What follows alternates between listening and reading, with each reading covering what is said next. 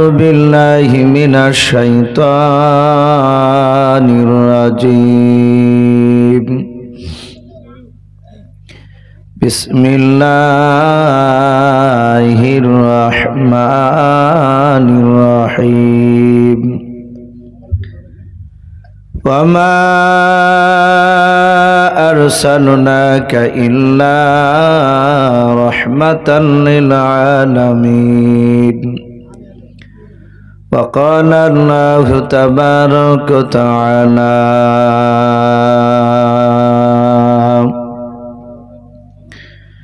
يا أيها الذين آمنوا وآمنوا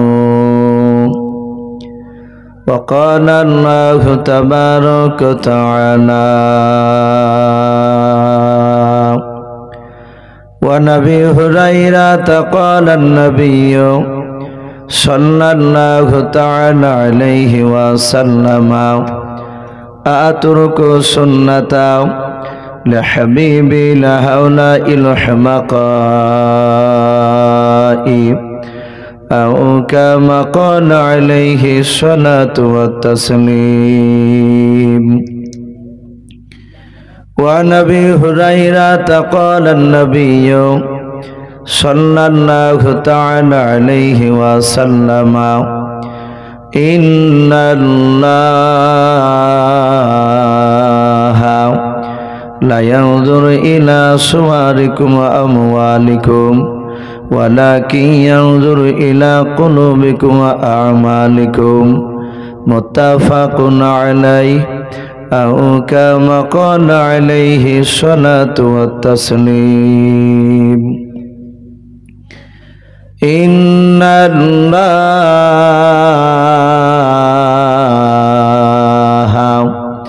وملائكته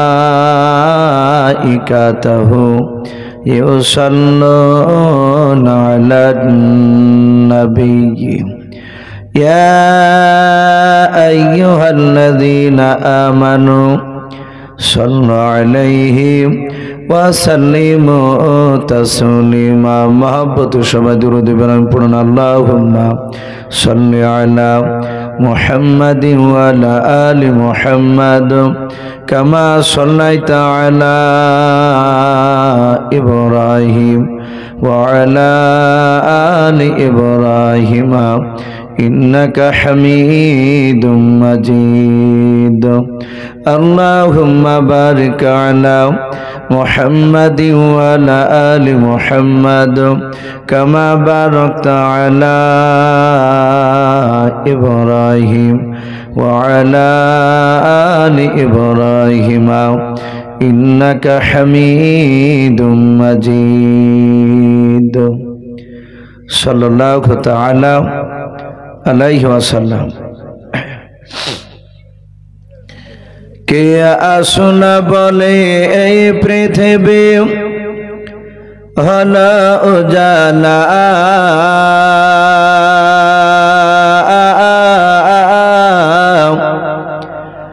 কে গাইল এসে সাম্যের গান শূন্য কাফেলা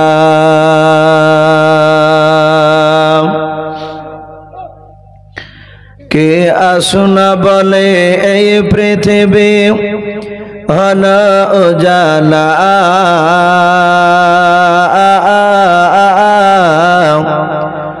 কে গাইল এসে সাম্যের গান শূন্য কাফেলা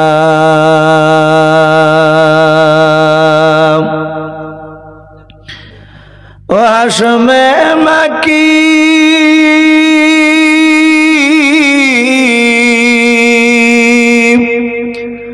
ও হাসমে মাকি মাদানি শাহে মদিনা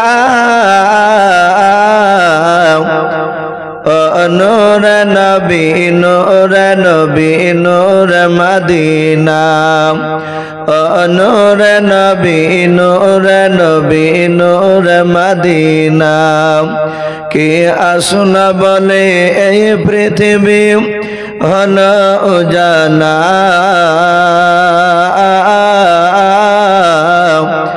কে গাইল এসে সামের গারু শূন্য কাফেলা।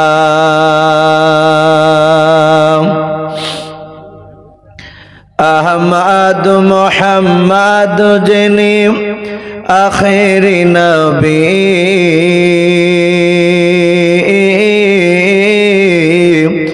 যার অশিলাতে সৃজন হল এ সুন্দর পৃথিবী, যার নূরের রবি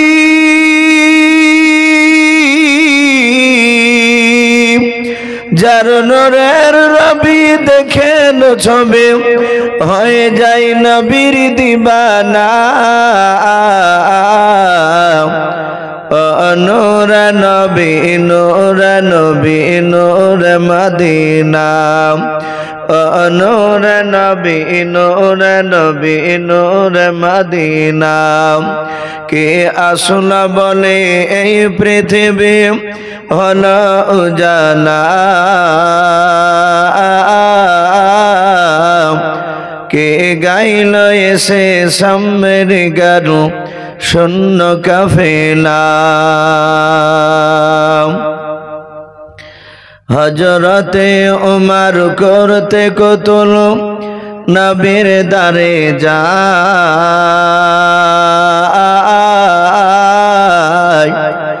আর নূরানি তার চেহারা দেখে উমর ফিদা হয়ে যায়। একবার মহব্বত বলুন সুবহানাল্লাহ। হযরতে উমর করতে কতল নবীর দারে যায়, আর নূরানি তার চেহারা দেখে উমর ফিদা হয়ে যায়। যার মায়াবী চেহারা যার মায়াবী চেহারা দেখে উমর হয়ে যায় নবীর দিবানা। নূর নবী নূর নবী নূর মদিনা, নূর নবী নূর নবী নূর মদিনা। কে আসল বলে এই পৃথিবী হল উজালা, কে গাইল এসে সামের গারু শূন্য কাফেলা। ভাই আমরা চা খেতে খেতে আরেকবার মহব্বত দরুদ ইব্রাহিমটা বাবজি পড়িনি। আল্লাহুম্মা সাল্লি আলা মুহাম্মাদি ওয়া আলা আলি মুহাম্মাদ কামা সাল্লাইতা আলা ইব্রাহিম ওয়া আলা আলি ইব্রাহিম ইন্নাকা হামিদুম মাজিদ। আল্লাহুম্মা বারিক আলা মুহাম্মাদি ওয়া আলা আলি মুহাম্মাদ কামা বারাকতা আলা ইব্রাহিম ওয়া আলা আলি ইব্রাহিম ইন্নাকা হামিদুম মাজিদ। সাল্লাল্লাহু তাআলা আলাইহি ওয়াসাল্লাম। শ্রদ্ধেয় জনাব, আজকের জালসায় নির্বাচিত মনোনীত যোগ্যতম সভাপতি মহাশয় ও সম্মানিত আমন্ত্রিত ওলামে কেরাম ও আমার সম্মুখের শ্রদ্ধেয় বা জ্যেষ্ঠ বাবা জীবনেরা, আমার সমবয়স্ক সমজস্ব যুবক ভাইয়েরা, পর্দার আড়ালের মা বোনেরা ও আমার সম্মুখের কচি কচি স্নেহের বাচ্চারা, সকলকে জানাই আমার বুক ভরা ভালোবাসা সালাম। আসসালামু আলাইকুম ওয়া রাহমাতুল্লাহি ওয়া বারাকাতুহু। আলহামদুলিল্লাহ, সমস্ত প্রশংসা সে মহান রব্বুল আলামিনের জন্য, যে মহান রব্বুল আলামিন আমাদেরকে বড় ভালোবেসে রহম করে বিভিন্ন গুনার মজলিস থেকে বাছাই করে নিয়ে এসে প্রচন্ড শীতের রাত্রিতে গরম বিছানাকে বাপজি ত্যাগ করে তার রহমতের মজলিসে আমাদেরকে নিয়ে এসে বসা রব্বুল আলামিন সুযোগ করে দিয়েছেন। বাপজি এটা আমাদের বাহাদুরি নয়। আমরা হয়তো অনেকে ভাববো যে আমরা ইচ্ছাকৃত এখানে এসেছি, এটা হতে পারে না। এই ধারণা যদি থাকে বাপজি সেটা আমাদের ভুল। নবীজি বলেছেন, আল্লাহ যাকে ভালোবাসে মহান রব্বুল আলামিন তার মহব্বতের বান্দা বান্দিকে এই রকম রহমতের মজলিসে নিয়ে এসে বসে দেয়। তাহলে আমরা বাপ যেখানে বসতে পেরেছি, তাহলে জানতে হবে যে পেছনে করোনা আছে আমার আল্লাহর। বলুন আলহামদুলিল্লাহ। তো ভাই, সে মহান রব্বুল আলামিনের কৃপায় তার রহমতে এসে বাপজি দয়াতে তার রহমতের মজলিসে আমাদেরকে নিয়ে এসে বসে রেখেছে, আমরা বসে থাকতে পেরেছি। তাই মহান রব্বুল আলামিনের দরবারে শুকরিয়া স্বরূপ মহব্বতে উচ্চ আওয়াজে বলুন আলহামদুলিল্লাহ। আর একবার জোরে সোরে বলুন আলহামদুলিল্লাহ। তারপরে পরে আপনার আমার নবী, যিনি ধর্মের গুরু, বিশ্ববরণ্য নেতা, নবিকুলের শিরোমণি পয়গম্বর আযম, যিনি সাইয়্যিদুল মুরসালিন ও খাতামান নবিয়্যিন, যিনি হাবিবে কিবরিয়া আশরাফুল আম্বিয়া, যিনি হায়াতুন নবী, জিন্দা নবী, জনাবে মুহাম্মদুর রাসূলুল্লাহ সাল্লাল্লাহু তাআলা আলাইহি ওয়াসাল্লামের উপরে অগণিত দুরূদ ও সালাম বর্ষিত হোক, অর্পিত হোক। সকল বলুন আল্লাহুম্মা আমিন। ইসলাম দরদি বাপজো ভাইরা, আমি আপনাদের সম্মুখে কুরআনুল কারীম থেকে বেশ কয়েকটা এত টুকরা আমি পরিবেশন করেছি, তেলাওয়াত করেছি। তারপরে পরই বিশ্ব নবীজির পবিত্র জবান থেকে মাত্র দুটো হাদিসের টুকরা পাঠ করেছি। ইনশাআল্লাহ যথাসময়ের মধ্যে আমার বক্তব্য আমি ইতি করব। ভাই, যেহেতু লাস্টে আমি, আমার পরে মনে হয় আর বক্তা নেই। আজকে জালসার যিনি বিজ্ঞাপিত বক্তা প্রধান হিসাবে ছিলেন, উনি আমারই উস্তাদ হযরত মাওলানা শাইখুল হাদিস বদরুল আলম দামাত বারকাতুহুম আলিয়া। উনি আপনাদের সামনে বাপজি মূল্যবান কথা উনি আমার আগেই বলে ফেলেছেন। আমি আপনাদের কাছে বাপজি এসেছি দু চার কথা বলার জন্য। মানুষ আমরা বিরক্ত হব না, লাস্টেকার বক্তার বাপজির টাইম নির্ধারিত থাকে না। খুব যদি বেশি মানুষ শোনা হয়তো ঘন্টা খানিক, তার বেশি বেশি হলে বাপজি হয় তার মিনিট 15 আলোচনা শুনে। যেহেতু বাপজি লম্বা বিরাট রাত্রি এখন 10টা 11টা মানে 12টার কাছাকাছি, মানে বিরাট রাত্রি। সেই 5টার আগে বাপজি মাগরিব হয়েছে। আমরা বসে আছি নবীজির বাপজি মহব্বতে একটু আখিরি দোয়া নেওয়ার উদ্দেশ্য নিয়ে। আল্লাহ রাব্বুল আলামিন তার রসুল জনাবে মুহাম্মদ রাসূলুল্লাহ সাল্লাল্লাহু তাআলা আলাইহি ওয়াসাল্লাম, আমরা জানি নবী আমার দুনিয়ার বুকে এক নয় দুই নয় 63 বছর বাপজি বেঁচে ছিলেন। এই 63 বছরের মধ্যে রাসূলুল্লাহ মাত্র বাপজি 23 বছর ইমানের মেহনত করেছিলেন। বলুন আলহামদুলিল্লাহ। মাত্র 23 বছর। এই 23 বছর ইমানের মেহনত করার পর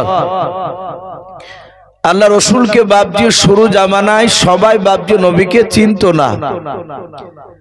মানুষেরা জানত যে ইনি আলামিন সত্যবাদী, এলাকার মানুষরা। কিন্তু মক্কার বাহিরকার মানুষরা তারা বিশ্ব রসুলকে তারা জানত না। কিন্তু মানুষেরা বাপজি বলা বলি করত, তাই তারা শোনার পর এসে নবীর চরিত্র দিকে তারা ফলো করত। আমার বিশ্ব নবী অনেক মার খেয়েছে কলেমার দাওয়াত প্রচার করতে গিয়ে। কিতাবে এসেছে নবী মসজিদে নববীতে সাহাবাই কেরামদেরকে নিয়ে বাপজি আলোচনা করছিলেন।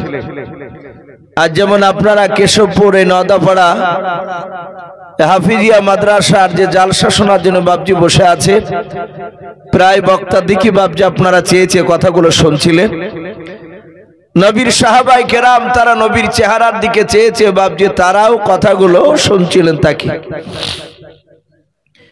নবী আমার আলোচনা করতে করতে রসুল হঠাৎ করে বাপজি চুপ করে বাপজি রসুল্লাহ তাকাতে লাগলেন। সাহাবারা বলেন, আমরা নবীজির চেহারার দিকে চেয়ে দেখলাম নবীজির দুই চোখের কোনা দিয়ে বাপজি ঠোপে ঠোপে পানি ঝরছে। সাহাবা আবু বকর রাদিয়াল্লাহু তাআলা আনহু বাবা আল্লাহর নবীকে বলেন, হুজুর আপনি আমাদের দিকে তাকিয়ে কেন কান্না করেছেন বলেন? ওগো নবী, আপনার চোখের পানি আমরা সহ্য করতে পারি নাই।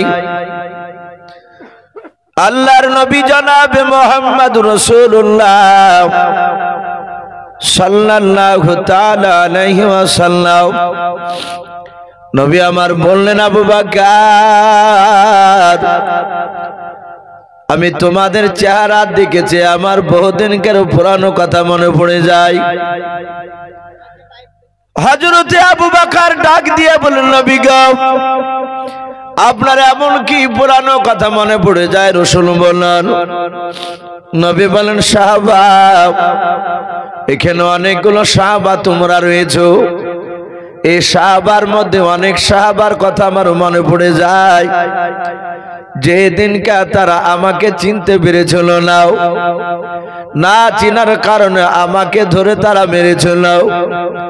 ওরে সাহাবা আবু বকর, আমি সেই সাহাবাদের দিকে চেয়ে দেখতে যে তারা আজকে আমার জন্য জীবন দিতে পর্যন্ত তারা তৈরি হয়ে গিয়েছে। আল্লাহ নবীর সাহাবা হযরত ওমর ফারুক রাদিয়াল্লাহু তাআলা আনহু নবীজির হাত দুখানা জোড়ে ধরে কেঁদে কেঁদে বলতে লাগলেন, নবী গো, বেয়াদবি হলে মাফ করবেন হুজুর। ওগো নবীজি, আমি ওমর ঈমান আনার পর রাসূল শুনলেন বেঈমানেরা আপনাকে মারার কেউ সাহস পায় নাই। ওগো নবীজি, আমি আপনার কাছে ঈমান আনার পূর্বে বেঈমানেরা আপনাকে অনেকে ধরে মেরেছে। ও রাসূল, আমি ওমর ঈমান আনার পর আর কোন বেঈমান আপনাকে মারতে পারে নাই। আল্লাহ দরদি নবী ওমরের হাত দুখানা ধরে বলেন, ওমর রে, তুমি হয়তো ভুলে গিয়েছো, আমার মনে আছে। ওমর, তুমি ঈমান আনার পর এক ইহুদের আলেম বেঈমান আমাকে ন্যায় অন্যায় করে কথা বলেছিল। ওমর বলছিল, হুজুর, আপনাকে ন্যায় অন্যায় করে কথা বলেছিল এক বেঈমান। সেই ইহুদির আলেম বলে, হ্যাঁ। হযরত উরাইকা রাদিয়াল্লাহু তাআলা আনহু তিনি রাসূলুল্লাহর পাশে বসা ছিলেন। উনি বললেন, ফিদাকা আবি ওয়া উম্মি ইয়া রাসূলুল্লাহ, ওগো নবী, আপনার পদতলে আমার পিতামাতা কুরবান হয়ে যাক। নবী আপনি বলুন, ওমর ঈমান আনার পর কোন ব্যক্তি বেঈমান আপনাকে গালিগালাজ করেছিল? কারণ বাপজি ওমর এত শক্তিশালী পালোয়ান ছিল। আমরা তার জীবনে অনেক বক্তার মুখে শুনেছি, রাসূল বলেন ওমর ঈমান আনার আগে প্রকাশ্য বাপজি কলমার দাওয়াত দিতে পেরেছিলেন না। নবী চুপি চুপি কলমার দাওয়াত দিতেন, শুধু ওমরের ভয়ে। ওমর এত বড় শক্তিশালী ছিল, বেয়াদব, রাসূলকে তখন চিনতো না। আল্লাহ রাসূল ওমরের বাহাদুরি দেখে নবীজি রাত্রিবেলা কালতেন, ওগো আল্লাহ, নবী কেঁদে কেঁদে বলতেন, ওগো আল্লাহ, তোমার উমার বান্দা আমার উম্মত, সে যদি একটিবার যদি আমার কলেমা পড়ে নিত, আর যেভাবে বেঈমানদেরকে নিয়ে তোমার ইসলামকে ধ্বংস করার চক্রান্ত চালাচ্ছে, সে দাদাগিরি দেখায়, সে কলেমা পড়লে তোমার সাথীদের, তোমার বান্দাদেরকে নিয়ে, ওমরের সাথীদেরকে নিয়ে, আমার অন্য সাহাবাদেরকে নিয়ে ওমর উনি কলমার নেতৃত্ব দান দিতেন। বলুন সুবহানাল্লাহ। আল্লাহ রাসূলের দোয়া করতেন, আল্লাহ রাব্বুল আলামিন ওমরের দোয়াকে কবুল করে নিয়েছেন। উরাইকা বলছে, নবী বলুন, কবে ওমর ঈমান আনার পরে কোন ইহুদি আলেম গালি দিয়েছিল আপনাকে? উরাইকা জানতো না, কারণ উরাইকার বাড়ি মক্কা নগরে ছিল না, তার বাড়ি ছিল বাপজি শাম দেশে। নবীর আখলাক চরিত্র দেখে মক্কা থেকে বাপজি নয়, শাম দেশ থেকে মক্কাতে এসেছিল ঘুরতে। আবু জেহেলের বাড়িতে বেড়াতে এসে নবীর ব্যবহার দেখে সে কলমা পড়েছিল। বলুন সুবহানাল্লাহ। সেই উরাইকা জানতে চাইলে নবী বলতে শুরু করলে, কিতাবে লিখেছে বাপজি সিরাতে হালবে বলে একটি কিতাব, উলামায়ে দেওবন্দে লেখা, সে কিতাবটিতে রাসূলুল্লাহর বাপজি জীবনী পাওয়া যায়। এক ইহুদির আলেম বাপজি সে রাসূলুল্লাহকে চিনে না, কিন্তু সে কিতাবে পড়েছে তাওরাত, জাবুর বলে কিতাব, যাকে আমরা জবুর কিতাব বলি। সেই কিতাবে পড়েছে আখিরি জামানা রাসূল আসবে, সে নবী সারা পৃথিবীর মধ্যে শ্রেষ্ঠ নবী। আমরা এমন একজন বাপজি নবীকে পেয়েছি যে নবী দুনিয়াতে আসার পূর্বেও একেবারে আদম আলাইহিস সালাম থেকে নিয়ে হযরত ঈসা রুহুল্লাহ আলাইহিস সালাম পর্যন্ত 1,24,000 মতান্তরে 2,24,000 নবী রাসূল আল্লাহ যত পাঠিয়েছে, সব নবী রাসূলের কাছে আল্লাহ আনন্দ করে আমার বিশ্ব রাসূলের অ্যাডভার্টাইজ করেছেন। জোরে বলুন আলহামদুলিল্লাহ। নবীজির কথা বলতেন, আমি আখিরি জামানার আমার রাসূলকে আমি পাঠাবো। সম্মানিত ভাই আমার বাবা জীবনেরা, এই নবীজির গুণাবলী শোনার পর অন্য নবী রাসূলরা তারা বলতেন, ওগো আল্লাহ, আমাকে নবী রাসূল না করে যেই নবীর তুমি বর্ণনা করেছো এত বড় দামি নবী, সেই নবীর যদি আমাকে উম্মাত করে বানাতে পাঠাতে, তাহলে আমি নবী রাসূল হওয়ার চেয়ে নবীর উম্মাত হলে এর চেয়ে বেশি খুশি হতাম। বলুন সুবহানাল্লাহ। এই নবীর আফসোস করতেন, সেই নবীর উম্মাত আমরা। ইহুদের আলেম পড়েছে যে মুহাম্মদ সাল্লাল্লাহু তাআলা আলাইহি ওয়াসাল্লাম যিনি আখিরি জামানার রাসূল হবে, তিনার চরিত্র সব ভালো, কিন্তু তার সবচেয়ে বাপজি দুটো বড় মহৎ গুণ হবে। সেটা হচ্ছে বলা হয়েছে কিতাবে তাওরাত জবুর কিতাবে, যে আখিরি জামানার যিনি রাসূল হবে তিনার সামনে হাজারো অন্যায় করলে তিনি অন্যায়কারীকে তিনি মাফ করে দিবেন। উনি জীবনে আমানতের খেয়ানত করবেন না। এটা হচ্ছে বাপজি রাসূলুল্লাহর চরিত্র কথা দেওয়া আছে। আর নবী পবিত্র জবানে এটা বলেছেন, আমার যারা উম্মতি হবে তাদের চরিত্র খারাপ হবে না। বলুন আলহামদুলিল্লাহ। সে আলেম হোক আর হাজি হোক আর যেই বেটা হোক না কেন, নবীর প্রকৃতি উম্মত হতে হলে বাপজি তার চরিত্রের মধ্যে কোনো ভুল আসবে না নবীর উপর ঈমান আনার পরে। আমার বিশ্ব নবীর বাপজি কথাটা শোনার পরে ইহুদির আলেম মনে মনে চিন্তা করলে মনে হয় রাসূলুল্লাহ দুনিয়ার বুকে চলে এসেছে। যে ইহুদির আলেমটা বাপজি কিতাবটা পড়েছিল, সেই ইহুদি আলেমটার নাম কিতাবে এসেছে বাপজি রাহাব। কি নাম বললাম ভাই? রাহাব বলে নাম। ইহুদির সবচেয়ে বাপজি আরবের মধ্যে বড় আলেম। সে আলেম কিতাবটা পড়ার পর তার একটা ভাতিজাকে ডেকে বলল, ভাতিজা, এত সাজগোজ করে কোথায় বেরোছো? বলে, চাচা আমি সামদেশে যাচ্ছি। বলে, কেন? বলে, আমি সেখানে ব্যবসা করতে যাচ্ছি। আল্লাহ রাসূল সাল্লাল্লাহু তাআলা আলাইহি ওয়াসাল্লামের ব্যাপারে ইহুদের আলেমটা সে জীবনীটা পড়েছে তাওরাত জবুরে, কিন্তু ইহুদি আলেমটা রাহাবের বাপজি ভাতিজা, সে কিন্তু নবীকে চিনে না। বলল, ভাতিজা, সিরিয়ায় ব্যবসা নাই, সামদেশে ব্যবসা করতে গেলে দেখবা মানুষ যদি বলা বলি করে যে মক্কা নগরে একটা যুবক ছেলে সে নবুয়ত দাবি করেছে, তার নাম হবে মুহাম্মদ। সকলে ঠোঁট নড়ে বলুন সাল্লাল্লাহু আলাইহি ওয়াসাল্লাম। সেই নবীর আব্বার নাম হবে আব্দুল্লাহ, তার দাদার নাম হবে আব্দুল মুত্তালিব। সে নবুয়ত দাবি যদি করে, এই ভাতিজা, তাহলে তুমি দয়া করে ওখান থেকে ছুটে এসে একটু ঘটনাটা আমাকে একটু শোনাবা। মোবাইল পড়ে গেছে। যাক ভাই, একটা মোবাইল পাওয়া গিয়েছে। কোন বাপজির কোন ভাই কিংবা মা বোনে যদি পড়ে যায়, সঠিক প্রমাণ দিয়ে এই জালসাটি স্টেজের উপর রাখা আছে, দয়া করে নিয়ে যাবে। আর কেউ যদি বলা বলি করে যার মোবাইল সে যদি জানতে না পারে, আপনারা অনেকে শুনতে পাচ্ছেন, সে ব্যক্তিকে একটু বলবেন, সে এসে নিয়ে যাবে, না হলে হয়তো বেচারা কষ্ট পাবে। তো ভাই আমি বলছিলাম, ইহুদির আলেমটা বললো, ভাতিজা তুমি ছুটে এসে আমাকে বলবা। বলে ঠিক আছে, অসুবিধা নাই চাচা, আমি শুনলি আমি এসে বলে যাব।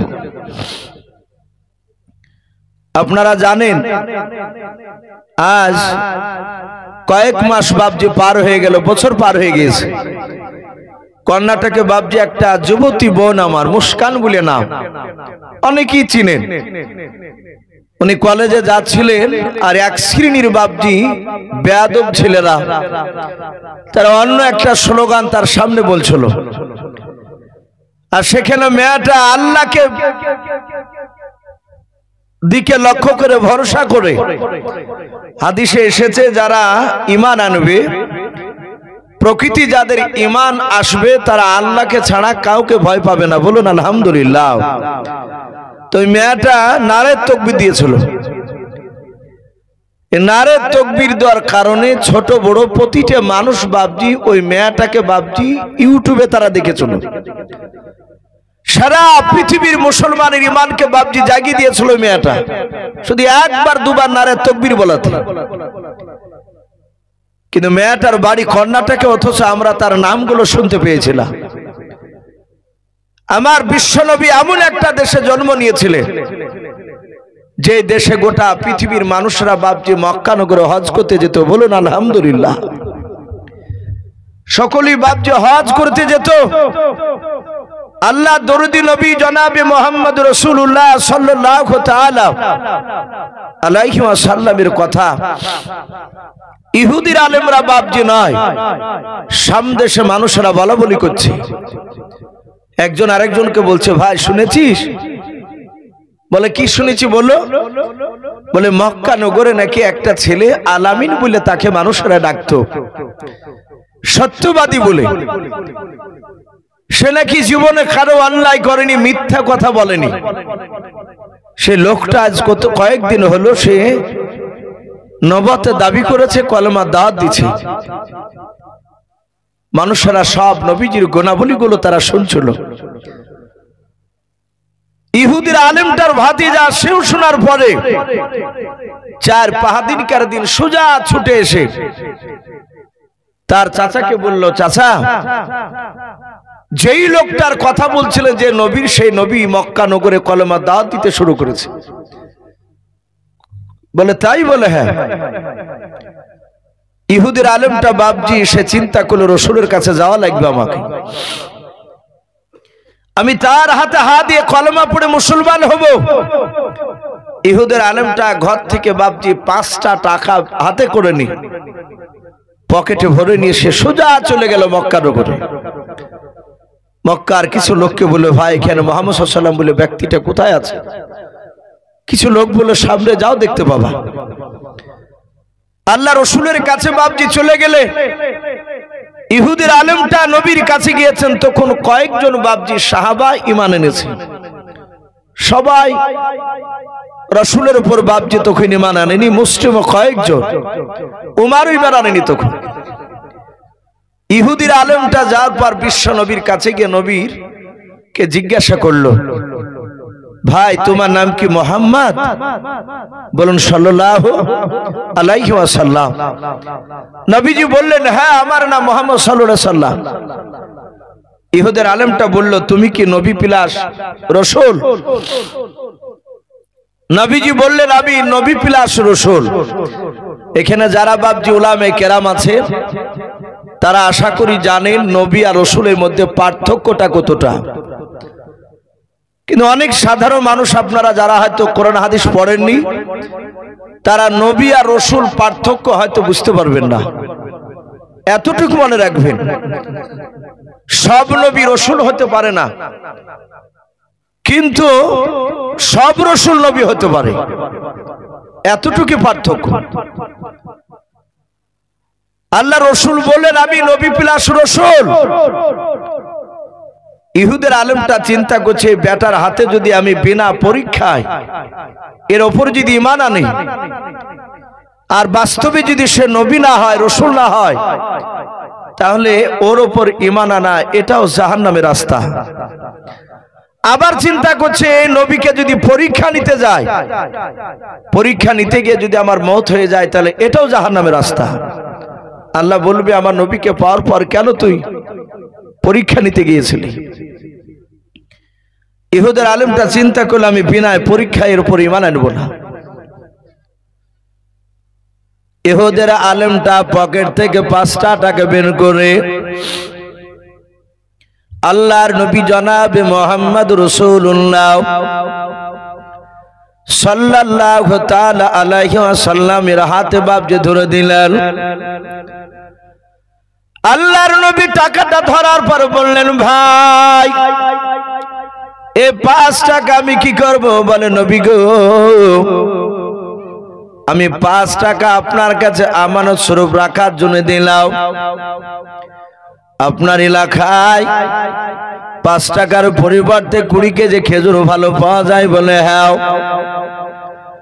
ডাক দিয়ে বলেছিল, ওগো আল্লাহর নবী, ও নবী রাসূল শুনে নেন, আমি আপনার কাছে 1 নাই 2 নাই, আমি 15 দিন পর কিংবা 15 দিন কার দিন আমি এসে 5 টাকার বিনিময়ে 20 কেজি খেজুর নিয়ে যাব।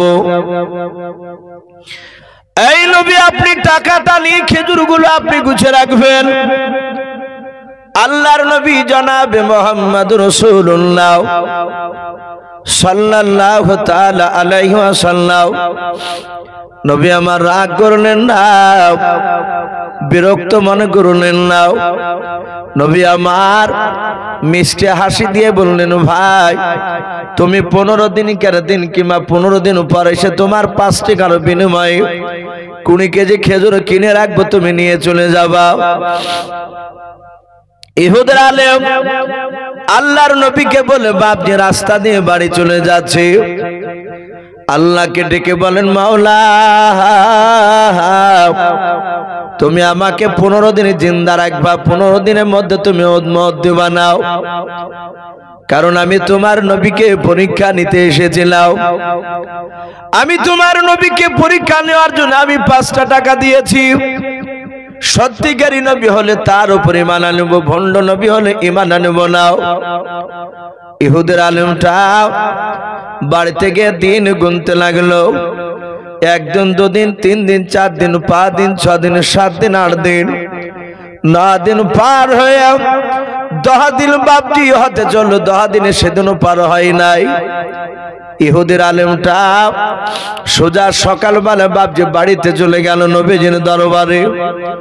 এবার দ্বিতীয়বার মক্কা নগরে কোনো মানুষকে জিজ্ঞাসা করতে হলো না, কারণ ইহুদের আলেমটা নবীর কাছে প্রথমে এসে রাস্তা চিনে গিয়েছিল। আল্লাহ রাসূলের সাহাবারা নবীর কাছে বসা। আমিরুল মুমিনিন উমর ইবনুল খাত্তাব রাদিয়াল্লাহু তাআলা আনহু বাবা নবীর কাছে বসে আছে, খোলা তলোয়ার হাতে করে নিয়ে। মাত্র নবীর আমার কাছে ওমর 4 দিন হয়েছে ঈমান আনা, বলুন সুবহানাল্লাহ। একবার বাপজি টাটকা ঈমানদার সাহাবা ওমর 4 দিন কার হয়েছে বাপজি ঈমান আনা। ওমর ও বাপজি পাশে বসাও। আল্লাহ রাসূলের কাছে আসার পর বাবা ইহুদির আলেমটা বাপজি কথা না বলে সোজা এসে নবীর জামার বাপজি কলার খানাকে চেপে ধরলো। আল্লাহর নবী জনাবে মুহাম্মদ রাসূলুল্লাহ সাল্লাল্লাহু তাআলা আলাইহি ওয়াসাল্লাম নবী বলেন, ভাই তুমি আমার কলার খানা কেন জামার ধরলে বলো? ইহুদের আলেমটা নবীর কলার খানা ধরে বাপজি এভাবে টানতে শুরু করলো, নবীকে হিলাতে শুরু করে দিল। আল্লাহর নবী বলেন, ইহুদি ভাই দয়া করে আমার কলার খানা তুমি ছেড়ে দাও, আমার কষ্ট হতেছে। ইহুদির আলেম বাপজি শুনলো না, আল্লাহর নবীকে ডাক দিয়ে বলল, ভণ্ড তোকে কারা নবী বলে মানে বল, কারা সত্য নবী বলে মানে বল। আল্লাহর নবী বললেন, ভাই এই দেখো আমার পাশে যারা বসে আছে এরা সবাই মিলে আমাকে সত্য নবী বলে মেনে নিয়েছে। ভাই রে, কেন তুমি আমার কলা ধরে আমাকে ন্যায় অন্যায় করে কেন কথা বলছো, আমাকে লিদু ভাষায় কেন কথা বলছো বলো। ইহুদির আলেমটা বলল, তুই ভণ্ড নবী, তোর আব্বা ভণ্ড, তোর মা মিথ্যাবাদী, তোর দাদা মিথ্যাবাদী, 14 পুরুষ তোর মিথ্যাবাদী। ওরে ভাই, আল্লাহর নবী ডাক দিয়ে বলেন, ইহুদি ভাই তুমি আমাকে কেন অত বড় মিথ্যা তোহমত লাগাছো বলো, আমার কলার কেন খানা ছেড়ে দাও, কেন এরকম অন্যায় করে কথা বলছো বলো। ডাক দিয়ে বলেছিল, ভাই তোমার কাছে আমি এক নাই দুই নাই, আজ 20 দিন পার হতে চললো, তোমার কাছে 20 দিন আগে আমি 5টা টাকা দিয়ে গিয়েছিলাম, আমি 15 দিন 11 দিন এসে খেজুর নিয়ে যাব বলেছিলাম 20 কেজি, তুমি কথা দিয়েছিলে। 15 দিন আসলাম, সেদিন তুমি অস্বীকার করেছো, তারপরের দিন আসলাম, সেদিন অস্বীকার করলে, আজকে 4 দিন হলো তোমার কাছে আমার আশাও, তুমি একেবারে ওয়াদা খেলাফ করে মিথ্যাবাদী নবী। এই তোমাকে মিথ্যাবাদী নবী, তোমাকে সত্য বলে কেউ মানা যাবে না, এরা বুঝে না, তাই তোমাকে বারণ করেছি, এদেরকে বারণ করেছি, এরা যেন তোমাকে কথা যেন সত্যবাদী বলে যেন না মানে। আল্লাহর নবী জনাবে মুহাম্মদ রাসূলুল্লাহ সাল্লাল্লাহু তাআলা আলাইহি ওয়াসাল্লাম ডাক দিয়ে বললেন, ভাই ইহুদি, আমার মনে হয় তোমার গণনার মধ্যে ভুল রয়েছে। ওরে ইহুদি ভাই, আজ 1 2 3 4 করে আজ 10 দিন হতে চললো, পার হয় না। আর ইহুদি বলছে, না এই আমি তোর কথা শুনবই না, এর আগে তুই এভাবে মিথ্যা কথা বলেছিস।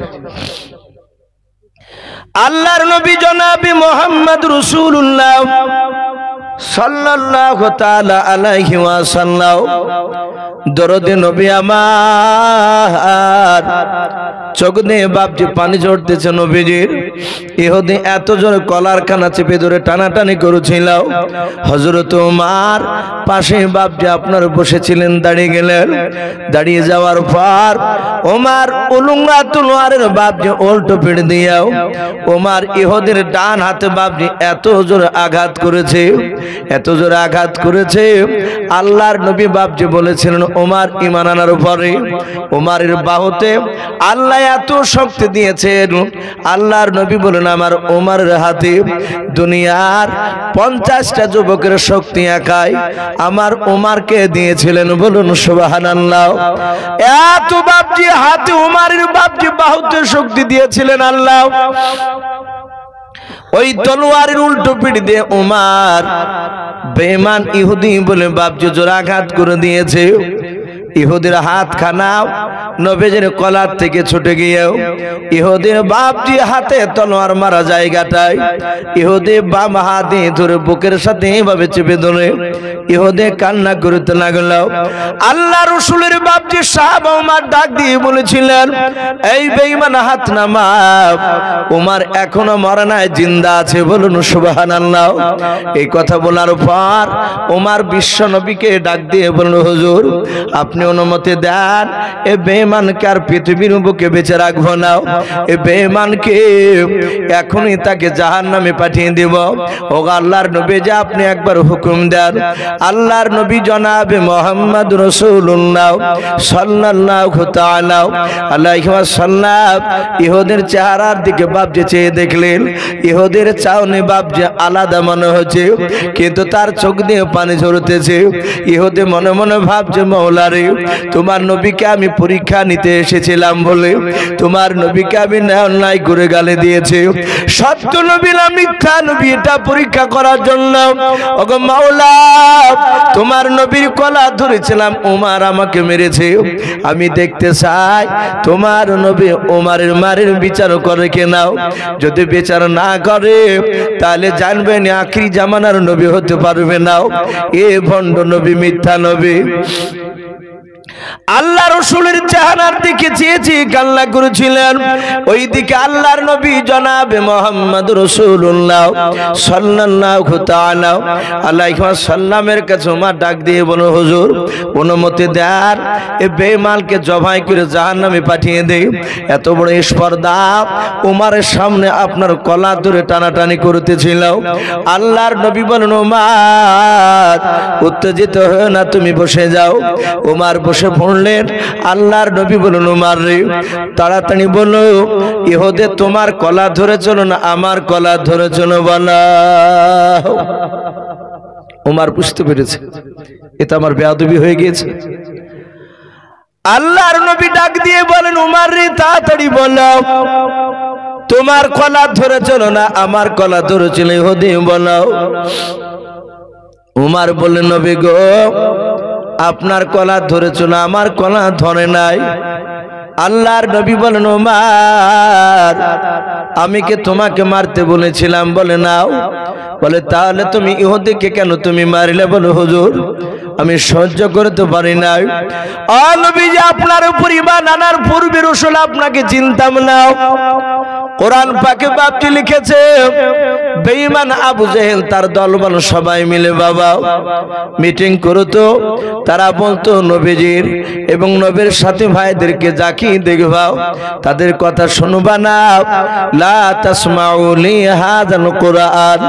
বেঈমানেরা আল্লাহর নবীকে দেখলে তারা কোরআনের কথা শুনতো না। এইভাবে তারা নবীকে নবীর সাহাবাদেরকে দেখলে কানে আঙুল ভরে দিয়ে বাপজি চলাফেরা করতো, তাদের পকেটে তুলো নিয়ে বেড়াতো, যাহাতে নবীকে দেখতেন নবীর সাহাবাদেরকে দেখতেন, আর সাথে সাথে পকেট থেকে তুলা বের করে তারা কানে ভরে দিত, যেন নবীজির কথাগুলো যেন তাদের কানে না যায়। আবু জেহেলরা জানতো, উদমা সাইবারা জানতো, আবু লাহাবরা জানতো, আল্লাহ নবীর কথা কেউ যদি 5 মিনিট ধরে বাপজি যদি শুনে নেয়, ওই লোকটা ঈমান না নিয়ে থাকতে পারবে না। বলুন সুবহানাল্লাহ। তাই হযরত ওমর ডাক দিয়ে বলেছিলেন, হুজুর আমি আপনার উপর ঈমান আনার আগে রাসূল আপনাকে চিনতাম না। আপনার উপর ঈমান আনার পর আমি জানতে পেরেছি আপনি কত বড় সত্যবাদী নবী। ওগো আল্লাহর নবী, সারা পৃথিবীর মানুষ যদি একদিকে হয়ে যায়, আপনার বিরোধিতা যদি করে, আপনাকে যদি খারাপ বলে, ওগো নবী আমি ওমর একদিকে আলাদা হয়ে আপনাকে খারাপ বলতে পারবো না। আমি জানি আপনি কোনোদিন মিথ্যা কথা বলতে পারেন নাই, কাউকে আপনি আঘাত দিতে পারেন নাই। আল্লাহর রাসূল বললেন, ওমর রে শুনে না, আমি তোমাকে হুকুম করি নাই। বলে নাও, তাহলে তুমি যে মেরেছে ইহুদিকে মেরেছে, এটা অন্যায় হয়েছে তোমার। ওরে আমার ওমর দয়া করে ইহুদের হাত ওখানা ধরে তুমি ক্ষমা চেয়ে নাও। ইহুদি মনে মনে ভাবছি মুহাম্মদ সাল্লাল্লাহু আলাইহি ওয়াসাল্লাম এত কড়া বিচার করবে তা আমি জানতাম না। আল্লাহ রাসূল বললেন, ওমর এখন এই মুহূর্তে তুমি ইহুদির হাত ওখানে ধরে ক্ষমা চাও। ওমর আর শিকিন বরাবর বাপ যে দেরি করলেন না, সাথে ইহুদির হাত ওখানে ধরে বললেন, ওরে ইহুদি ভাই, ওমর কিন্তু বাতিলের কাছে মাথা নত করে বান্দা নয়। বলুন সুবহানাল্লাহ। ওমর ঈমান আনার পর থেকে ওমর লোকটা একেবারে আলাদা, সব সাহাবারা জানতো। ওমর ঈমান আনার পর শুধু রাসূল আর আল্লাহকে ছাড়া কাউকে চিনতেন না।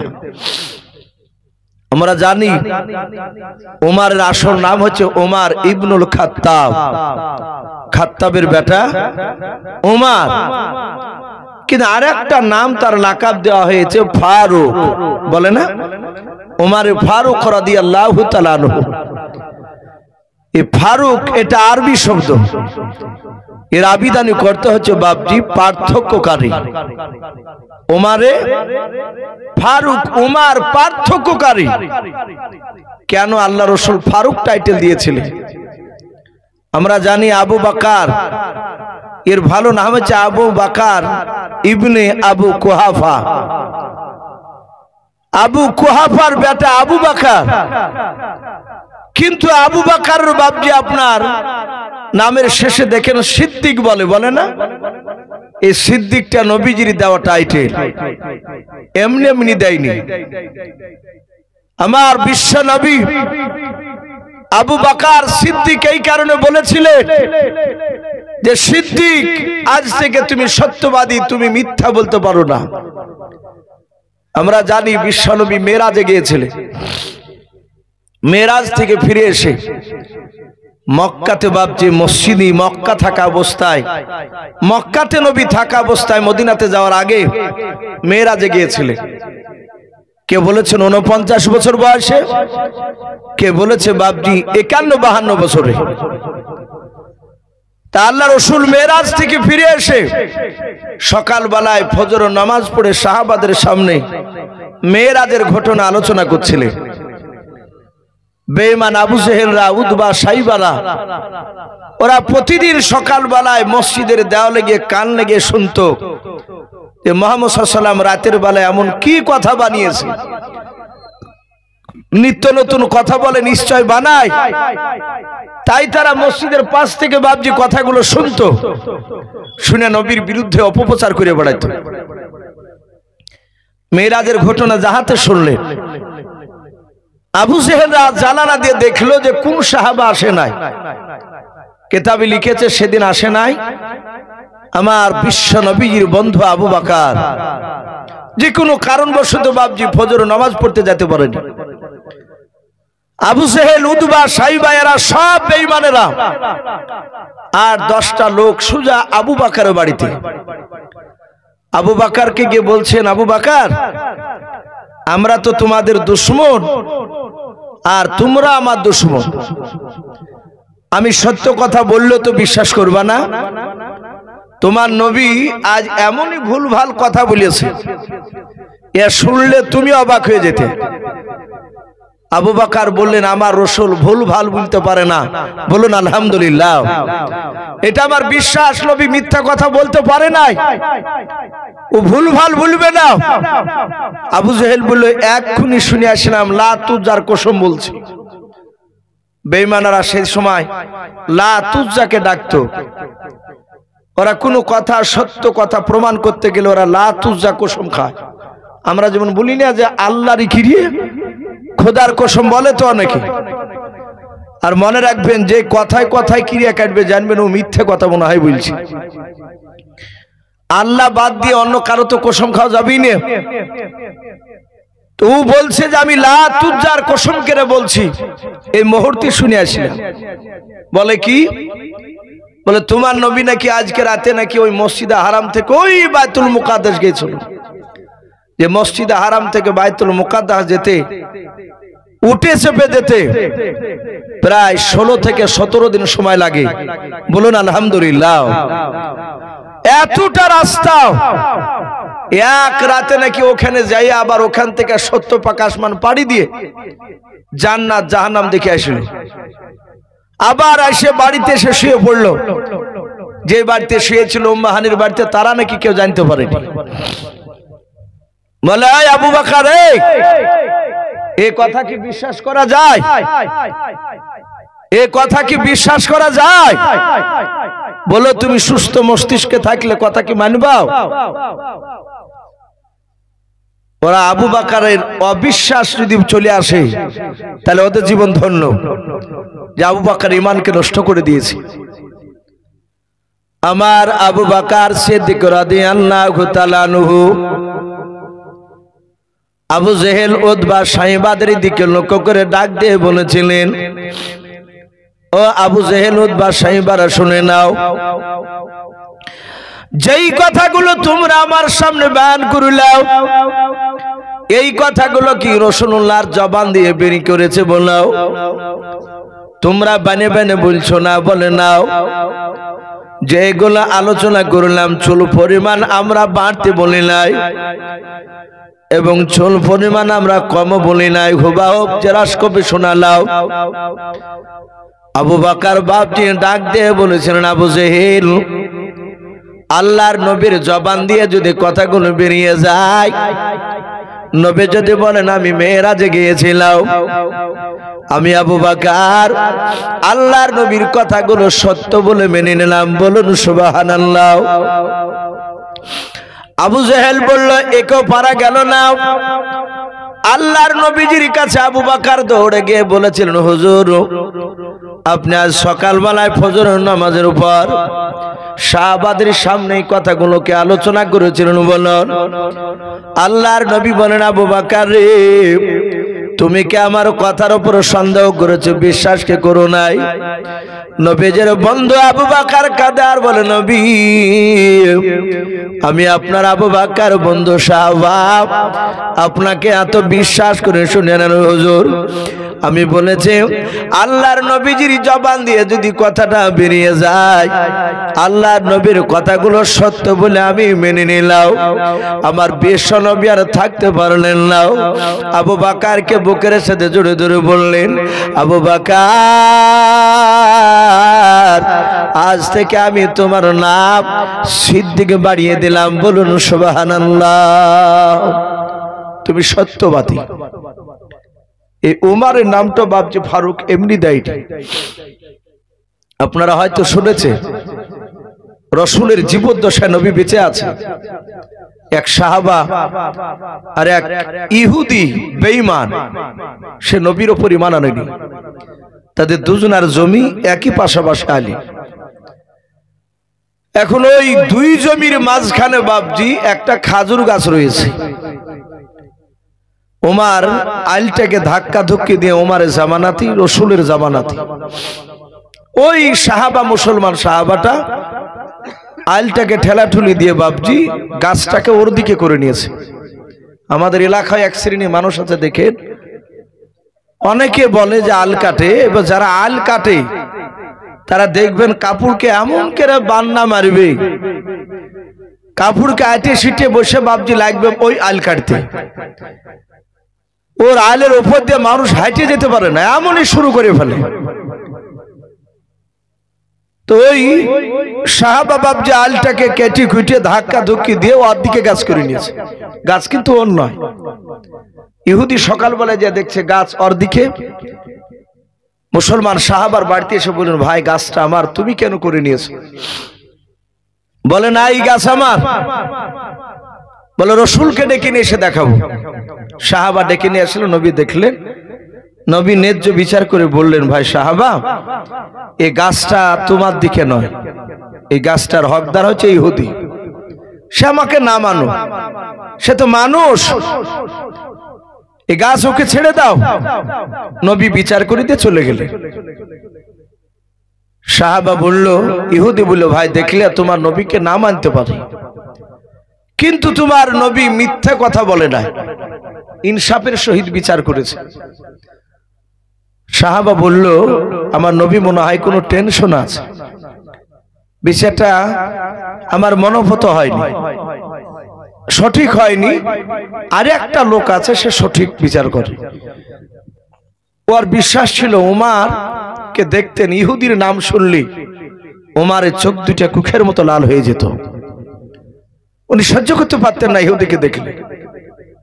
তা ওর ধারণা যে ইহুদির ব্যাপারে যাহাতে গাছ শুনবে আর ও গাছ ওকে তো দিবেই না, আমার দিকে রায় প্রকাশ করে দিবে। এখন যেটা বিচার হচ্ছে বর্তমান বাবজি, এখন সরকার বলেন আর আপনার আমাদের গ্রামগঞ্জে যে বিচারগুলো হয় সব মানুষের কট টেনে বিচার হয়। বাপ দুর্বল হলে গরিব হলে তাকে আরো কণ্ঠাসা করে দেয়, কিন্তু অপেক্ষায় থাকবেন কিয়ামতের ময়দানে। আজ যারা বাপজি দুর্বল তারা কিয়ামতের ময়দানে সাব্বাল হবে, বলুন আলহামদুলিল্লাহ। আর যারা সাব্বাল দুনিয়ায় তারা দুর্বল হবে, সেদিন অসহায় হয়ে যাবে। আল্লাহ বলছেন সেদিন আমি ন্যায্য বিচার করব, যারা কট টেনে বিচার করবে তাদেরও হালুয়া টাইট করবে সেদিন, শুধু মৃত্যুর অপেক্ষায়। সাহাবা বললে আর একজন আছে উমার, তাকে নিয়ে এসে বিচার করব। ইহুদি বললে চলো, উমারকে দুজনায় ডাকতে গিয়েছে। ইহুদি তো রাজি নাই, কিন্তু উপায় নাই, সাহাবা মানছে না, তা নিয়ে গেলে উমারের কাছে গিয়ে বলছেন, হুজুর একটু আমার জমিতে চলুন, একটা বিচার করতে হবে। উমার জানে যে রসুল এখনো বেঁচে আছে, মরে নাই, আর নবী জিন্দা থাকা অবস্থায় উমার দ্বিতীয় কোনো বিচার করবে না, বলুন আলহামদুলিল্লাহ। এটা ওমরের আকীদা বিশ্বাস। ওমর বললেন, ভাই সাহাবা, এ বিচার আউয়াল না ইসনান, এ বিচার প্রথম না দ্বিতীয়? ও হাসতে হাসতে বলেছে, বিচার ইসনান দ্বিতীয়, 2 নাম্বার বিচার। সাহাবা বুঝতে পেরেছে তাহলে রাসূলুল্লাহর বিচারকে অমান্য করে এখানে এসেছে। দ্বিতীয় মানে প্রথম হলে বলতাম যে আমার কাছে না, নবীর কাছে যাও। সাহাবা বলল, দাঁড়াও, এ বিচার কে নিয়ে এসেছে? দ্বিতীয় বিচার কে? প্রথম বিচারটা কে মানে নাই? ইহুদি চট করে বলল, এই সাহাবাই মানেনি। ওমর বলল, ভাই একটু দাঁড়া। দাঁড়িয়েছে ওমর, ঘরের ভিতর থেকে বাপজি উলুঙ্গা তলোয়ার হাতে করে নিয়ে এসে হাঁটে এসছে, আর সাহাবা মুচকে মুচকে হাসছে। খেজুর গাছ লিবি? ইহুদির দিকে তাকাচ্ছে আর হাসছে, আর কথা বলছে। উভয় বেশে ইহুদিকে মারবে। সাহাবা একটু দূরে আছে, বললেন, ভাই একটু কাছে এসো। যাহাতে কাছে গিয়েছে, উমারের একদম হাতের রেঞ্জের বাইরে ছিল, একেবারে সামনে চলে এসেছে ওর ভিতরে। উমার তলোয়ার দিয়ে খ্যাচ করে বাপজি গলাতে চাপি দিয়ে ওর বডি থেকে আলাদা সাহাবার বাপজি মাথা কেটে দিয়েছে। আর ইহুদি বাপজি দৌড়াচ্ছে, সর্বনাশ, নিজের জাতকে পর্যন্ত ছাড়ে নাই। দৌড়াচ্ছে, বলে, ওমর আর খেজুর গাছ আমি নিব না, ওকে দিয়ে দাও। ওমর বলে, না ইহুদি, এই দাঁড়াও, এই খেজুর গাছ তোর, তুই খেজুর গাছ তুই দখল করে নেগা। এত বড় স্পর্ধা, বেঈমান, আমার রাসূলের বিচারকে অমান্য করে এখানে এসেছে। বাপজি আমার সোনা লালেরা, সে কিন্তু শুধু কলেমা পড়েছিল সেই ব্যক্তি। আল্লাহ রাসূলের কানে গিয়ে খবরটা গেল যে আপনার উপর একজন কলেমা পড়া লোক, তাকে উমর জবাই করে দিয়েছে। ঘটনা সব শুনলে গোটা আরব বাপজি তোলপাড় চলছে। আমার রাসূল বলেন, ওগো সাহাবারা, আজ থেকে শুনে নাও, ওমরকে শুধু ওমর বলবা নাও, ওমরকে ফারুক বলবা। ওমর আমার হক আর বাতিলের পার্থক্যকারী, বলুন সুবহানাল্লাহ। সেই উমর ইহুদির হাত দুখানা ধরে বলেছিল, ভাই ওমর বাতিলের কাছে মাথা নত করা বান্দা নয়, কিন্তু পরিস্থিতি আলাদা হয়ে গিয়েছে। আল্লাহর নবী তোমার হাত দুখানা ধরে ক্ষমা চাইতে বলেছে। ওরে ইহুদি ভাই, দয়া করে তুমি আমাকে ক্ষমা করে দাও। ইহুদি বাপনি মাথা ইশারা করে দিল, বলল, ক্ষমা করে দিলাও। আল্লাহর নবী জনাবে মুহাম্মদ রাসূলুল্লাহ সাল্লাল্লাহু তাআলা আলাইহি ওয়াসাল্লাম, নবী আমার সোজা বাপজি আপনারও নয়, নবী যে ওমর নয়, ওসমান গনিকে বলে, জামাই ওসমান গনি, বাড়িতে গিয়ে তুমি 25 কেজি খেজুর নিয়ে এসো।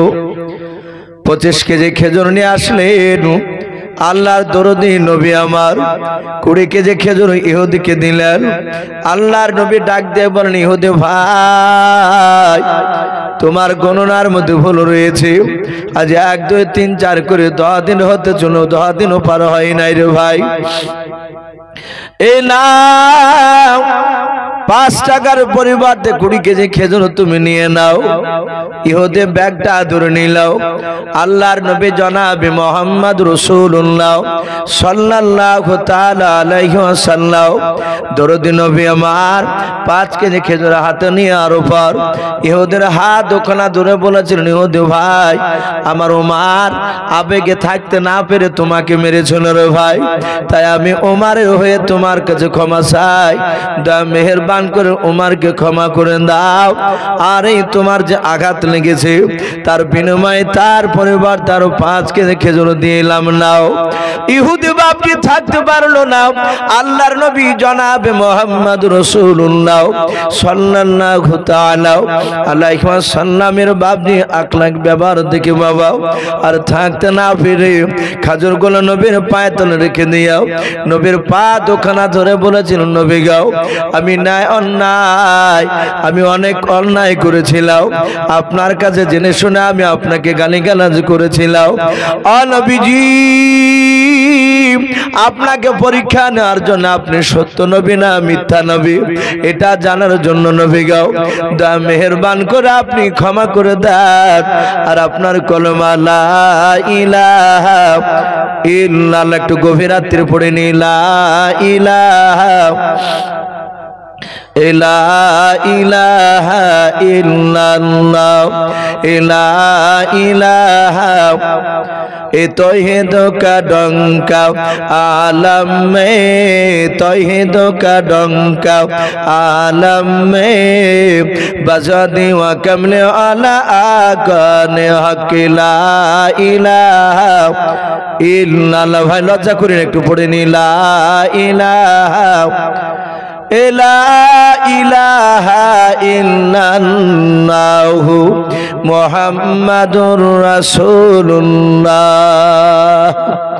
সাল্লাল্লাহু তাআলা আলাইহি ওয়াসাল্লাম। বাপজি সেই ইহুদি ঈমান এনেছিলেন।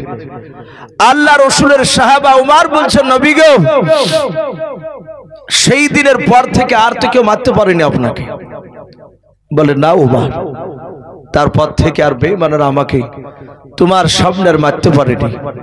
বাপজি আমার সোনা লালেরা এ রাসূল 63 বছর ধরে বাপজি নয় 23 বছর বাপজি উম্মতের জন্য এত কাঁদা কেঁদেছিলেন। আল্লাহ রাসূল এখনো বাপজি রওজাতুল মানওয়ারায় সবুজ গম্বুজের তলে রাসূল এখনো উম্মতি করে কাঁদছেন। বলুন আলহামদুলিল্লাহ। নবী এখনো কাঁদছেন।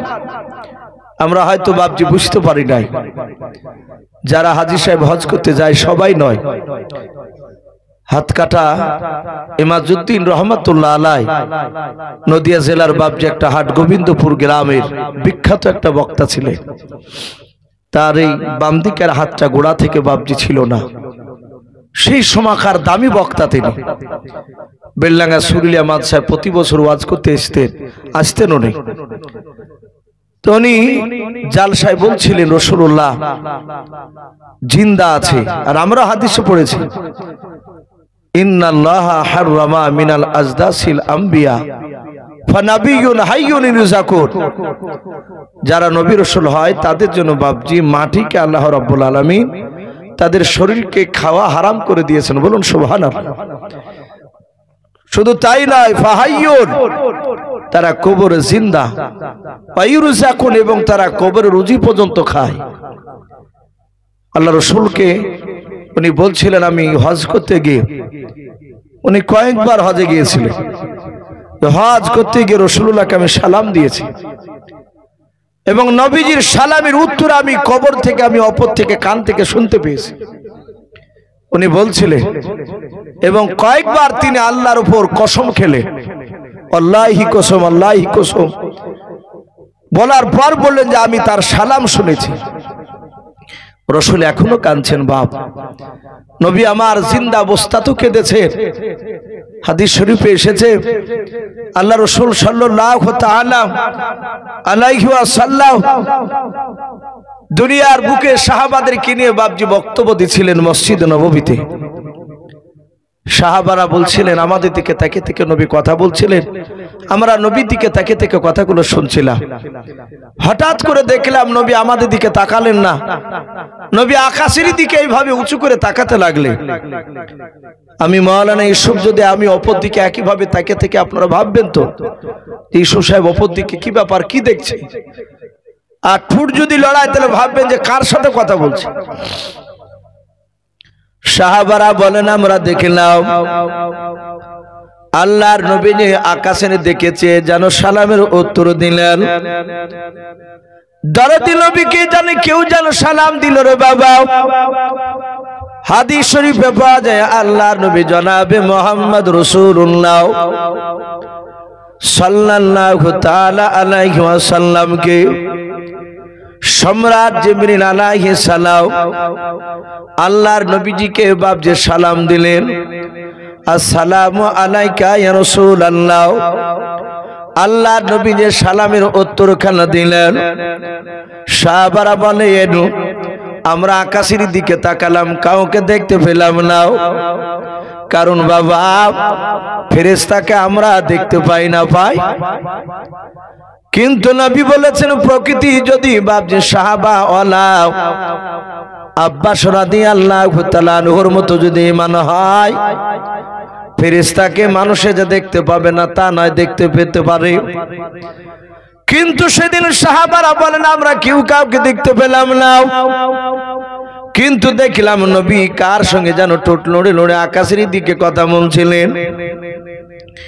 দরদী নবী বলেন ভাই জিবরিল, তুমি প্রথম আসমান থেকে কেন আমাকে সালাম দিলে বলো?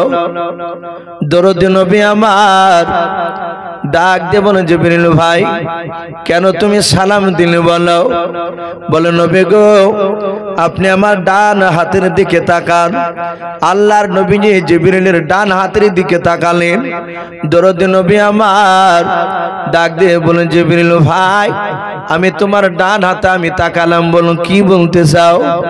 জিবরিল আলাইহিস সালাম ডাক দিয়ে বলেন হুজুর ডান হাতে আপনি কি দেখতে পাচ্ছেন? বলে জিবরিল কয়েকটা ঘরের দরজার ছবি দেখতে পাওয়া যায়। জিবরিল বলে হুজুর গনে বলুন কটাও? আল্লাহর নবী তাকে থেকে বললেন 1 2 3 4 করে। বাবা নবী যে বলুন 7টা দরজাও। জিবরিল বলেন হুজুর জান্নাত কটা? বলে জান্নাত হচ্ছে 8টা। জাহান্নাম কটা? বলে জাহান্নাম হচ্ছে 7টাও।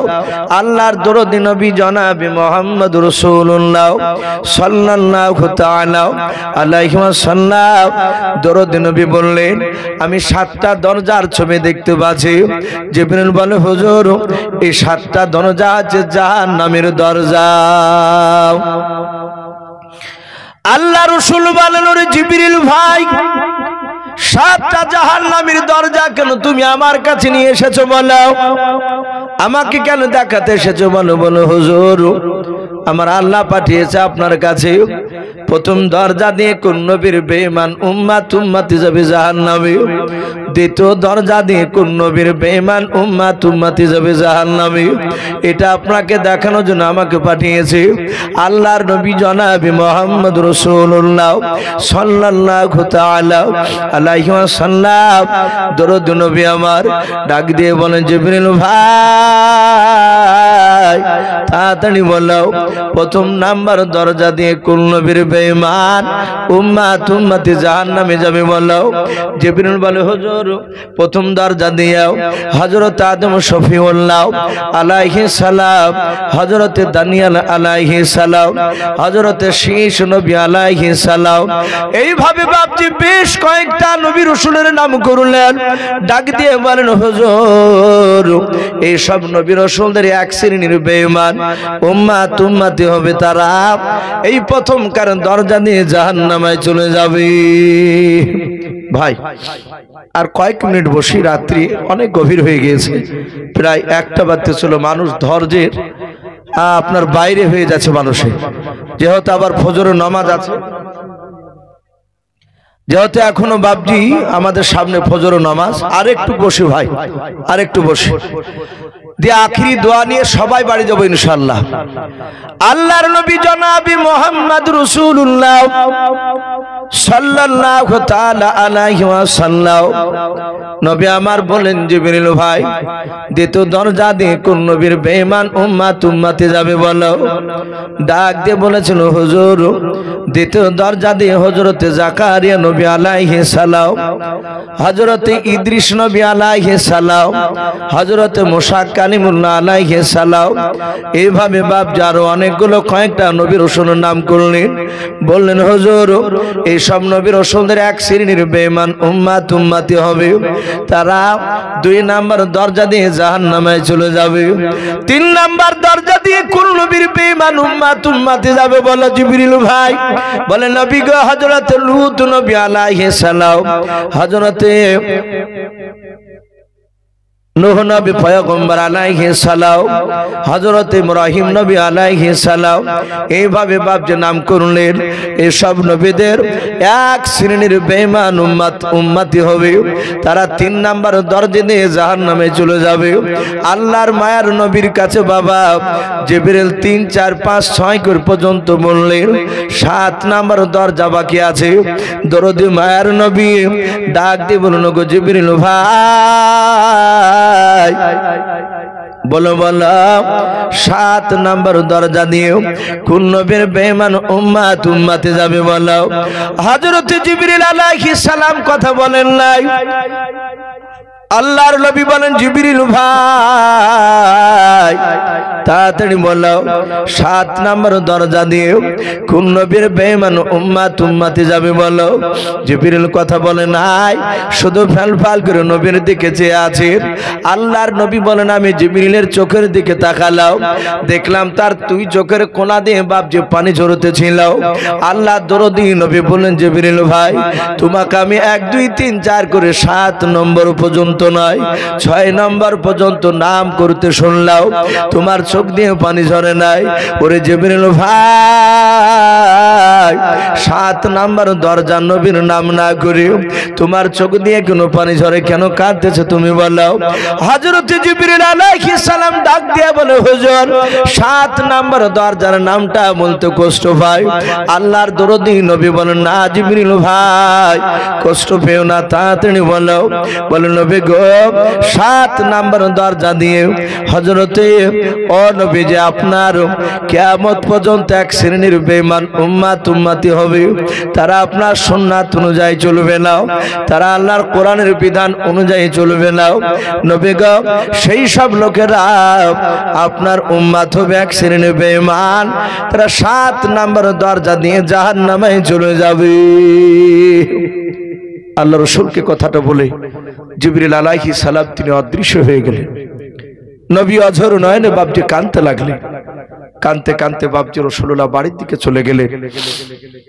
সব সাহাবারা বলেন, রাসূলকে ডেকো না, নবী আঘাত পেয়েছে, নবী ঠিক চলে আসবে। ভাই বিশ্ব নবী আমার 3 দিন ধরে এসেছিলেন না মসজিদে। 3 দিন পর 4 দিনকার দিন রাসূলের বন্ধুরা আবু বকর বাড়িতে গিয়ে নাই, রাসূলের বাড়িতে আবু বকরকে ডাক দিলেন। রাসূলের ডাকা সাড়া পেলেন না, নবী উত্তর দেয় না। নবীর কলিজার টুকরা বিটি মা ফাতেমা জোহরা রাদিয়াল্লাহু তাআলা আনহা তিনি সালামের উত্তর দিয়ে বেরিয়ে এসে বললেন, ওগো আমার আব্বার বন্ধুরা, আমার আব্বা কই? আমার আব্বা 4 দিন হতে ছিল বাড়িতে আসে নাই। আবু বকর তিনি কাঁদতে লাগলেন, বলে আমার মনে হয় রাসূল আর জিন্দা নাই। বাপজি সেই নবী আমাদের গুহার ভিতরে বাপজি 3 দিন ধরে কেঁদেছিলেন, শুধু উম্মতি করে জিন্দা অবস্থায়। নবী বলেছিলেন, ওগো আল্লাহ আমার একটা উম্মত জাহান্নামে থাকা পর্যন্ত আমি সহ্য করতে পারবো না, আর আমি তোমার নবী জান্নাতে যেতে পারবো না। লাস্টে সাহাবারা বাপজি কেউ রাসূলুল্লাহকে তুলতে পারে নাই। তার বিটি ফাতেমা জোহরা রাদিয়াল্লাহু তাআলা আনহাকে নিকটে এসেছিলেন। সাহাবারা জানতেন নবী তার বিটিকে খুব ভালোবাসতেন, ফাতেমাকে। এটা হাদিসে এসেছে, আপনার নারী আর পুরুষের মধ্যে থেকে একটা মানুষের যদি ছেলে মেয়ে থাকে, বেটা ছেলে চেয়ে বাপজি বিটি মেয়েটাকে বাপজি বেশি ভালোবাসা, এটা হচ্ছে নবী সুন্নাহ। কিন্তু আজ বাপজি উল্টো হয়ে গিয়েছে। আজ আমরা মেয়ে হলে বাপজি মনটা খারাপ হয়, মেয়েদেরকে বেশি ভালোবাসি না, যে অনেক টাকা লাগবে বলে বিয়েতে। আমরা বেটা ছেলেকে দেখে ভালোবাসি। বেটা হলে বাপজি 20 কেজি মিষ্টি বিলায়, আর বিটি হলে বাপজি 1 কেজি মিষ্টি দিতে চাই না লোককে আনন্দ করে। এটা আমাদের চরম বাপজি অন্যায়। রাসূল বিটিদেরকে ভালোবাসতে, আল্লাহ নবী এত ভালোবাসতেন, কিতাবে লিখেছে নবীর 4-4টে বেটা বাপজি ইন্তেকাল করেছিল ছোটবেলায়। নবী একটা বেটার জন্য কাঁদেনি, কিন্তু রাসূলুল্লাহ তার বিটির জন্য বাপজি কেঁদেছিলেন। তাই অনুরোধ করব বাপজি, আমি আপনাদের সকলকে বলবো সে রসুলের বিটি ফাতেমা জোহরা তিনিও এসে ডেকে বাপজি রসুলকে উঠাতে পারলেন না। লাস্টে জিবরিল আলাইহিস সালাম এসে বললেন, আসসালামু আলাইকা রাসূলুল্লাহ, হে নবী আপনি কাঁদবেন না। ইয়ারফাউ রাসাকা, নবী আপনি মাথা তুলুন। আপনার যারা প্রকৃত উম্মতে হবে তারা একটাও জাহান্নামে যাবে না, বলুন সুবহানাল্লাহ। শুধু তাই নয়, কিয়ামতের ময়দানে আপনাকে মাকামে মাহমুদ বলে একটা জায়গা দেওয়া হবে, যে মাকামে মাহমুদ আদম নবীকে দেওয়া হবে না, ঈসা নবীকে দেওয়া হবে না, দাউদ নবীকে দেওয়া হবে না, মুসা আলাইহিস সালাম কোন নবীকে দেওয়া হবে না, শুধুমাত্র আপনাকেই দেওয়া হবে। আপনার জন্যই বরাদ্দ করা হয়েছে। বাপজি আমার সোনা লালেরা, রসুল বলেন ওটা কি হবে? বলে সেই মাকামে মাহমুদে বসে থাকবেন, আপনার সামনে দিয়ে জাহান্নামীরা জাহান্নামে যাবে, আপনার উম্মতিকে দেখে আপনি চিনতে পারবেন। ওগো নবী, যতবার ওই মাকামে মাহমুদে বসে হাতখানা ধরে আপনি বলবেন আল্লাহ একে জান্নাতে দাও, আল্লাহ ততবারে আপনার দোয়াকে কবুল করে নিয়ে জান্নাতে দিবে, বলুন সুবহানাল্লাহ। এই ছিল সেই রসুল। তাই বাপজি সেই রসুলকে বাপজি ভালোবাসতে হলে আমাদেরকে 5 ওয়াক্ত নামাজ পড়া লাগবে। মাদ্রাসা জালসা আলহামদুলিল্লাহ আপনারা যথেষ্ট বাপজি দান দিয়েছেন মাদ্রাসায়। মা বোনেরা পর্দার আড়াল থেকে কথাগুলো শুনছেন, আমি মা বোনদেরকে বলবো, মা বোন আমার পূর্বেকার বক্তা আমাদের হুজুর মা বোনের সম্পর্কে উনি আলোচনা করছিলেন, শেষের দিকে শুনছিলাম। আমিও মা বোনদেরকে বলবো, মা বোন আপনারা যারা বিবাহিতা মা বোন তাদেরকে অনুরোধ করবো আপনারা স্বামী সেবা করবেন, পর্দায় থাকবেন, 5 ওয়াক্ত নামাজ পড়বেন। আর বাপজি স্বামীর খিদমত করার কথা বলা হয়েছে, এসবগুলো করলে মেয়েদের জন্য রব্বুল আলামিন 8টা জান্নাতের দরজা খুলে দিবেন, বলুন আলহামদুলিল্লাহ। আর বাপজি ভাইদেরকে বলবো আপনারাও আপনার বিবিদের উপর হক পূর্ণাঙ্গভাবে আদায় করবেন, আপনারা ছেলে মেয়েদের হক আদায় করবেন। ভাই যাই হোক, অনেকে বসে আছেন, অনেকে তাকিয়ে আছেন একটু দোয়ার জন্য।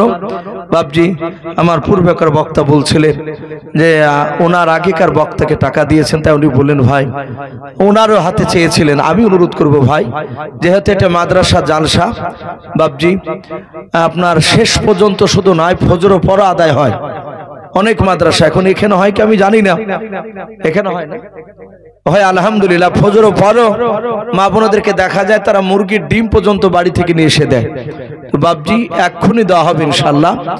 যেহেতু আবার রাত্রি কয়েক ঘন্টা ঘুমানোর পর ফজর নামাজের জন্য আমাদেরকে আবার উঠতে হবে, তাই প্রতিটা বাপজি ভাই মা বোনেরা যারা আছেন ভাই দোয়া করার আগে শেষের বেলায় আমি আপনাদেরকে বলবো ভাই 2-4টা লোক যদি 100 খান করে টাকা যদি কাছে থাকে, যদি না থাকে একটু যদি বাপজি বলেন যে আমি 100 টাকা দিব, 1 মাস পর কি 1 সপ্তাহ পর ইনশাল্লাহ দোয়া হবে। ভাই শেষের বেলা একটু দেখতে চাই কোন আল্লাহর বান্দা যার শেষ ভালো তার সব ভালো। ভাই 2-1টা লোক 100 টাকার হবে না ভাই, যদি 400 টাকা যদি বাপজি হয় তাও তো বাপজি আপনার না হলে ছেলেগুলোর বাপজি একদিনকার খাবার তো হবে। জি একটু আসো ভাই, যদি কেউ থাকেন শেষের বেলা আপনারা যথেষ্ট দানের হাত দিয়েছে, আমার পূর্বেকার বক্তার হাতে অনেক টাকা দিলেন, ও বাপজি ভাই মা বোনেরা যদি থাকে কারো কাছে 100 টাকা আমি 2-4 জনের কাছে একটু দেখতে চাই ভাই। এই দেখেন মাশাআল্লাহ, এই দেখেন বাপজি আমার নতুন 100 টাকার নোট আল্লাহ রাস্তায় ধরেন ওখানে তো দিয়েছেন, আল্লাহ তার দানকে কবুল করুন। এ দেখেন আরেকজন ভাই উনি 200 টাকা দান করেছেন, আল্লাহ তার দানকে কবুল করুন। আচ্ছা হাজী সাহেব নাই নাকি? মাশাআল্লাহ। এদিন আরেকজন ভাই আমার 100 টাকা দিয়েছেন, আল্লাহ তার দানকে কবুল করুন, বলুন আল্লাহুম্মা আমিন। ভাই আমরা লজ্জা করব না, 10 টাকা থাকলে ইনশাআল্লাহ দিয়ে যান শেষের বেলায়। কত আছে?